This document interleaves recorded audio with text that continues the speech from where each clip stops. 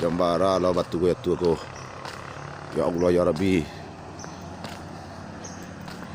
Batu besar tagak di tengah jalan. Sangat hujan lapik nah ya.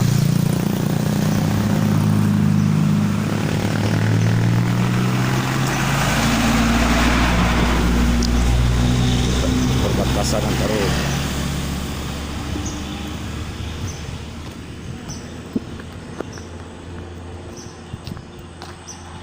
Selamat pagi dah. Tanya cik dah. Jam berapa jatuh batu gue dah? Dia balik malam. Dia hujan banjir kadang tu dah.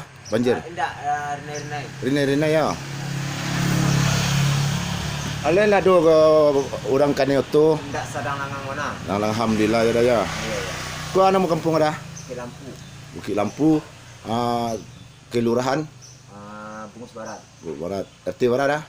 RT 01, RT 01, RW 01. 0 berapa tu? 02. Kedua.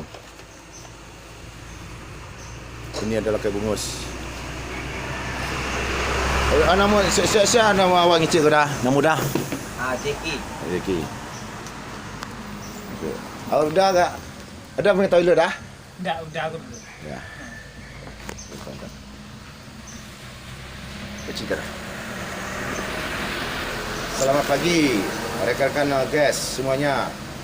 Batu besar menghalang dan kita mencoba nanti memviralkan ke YouTuber supaya cepat ditangkap oleh darurat. Begitu. Salam sosial.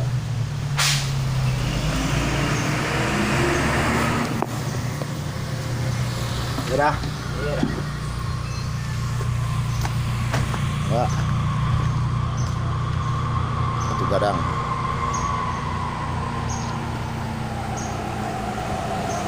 Ke sana arah ke Kota Padang. Sangat mengganggu. Rinai malu menjatuhan batu gadang.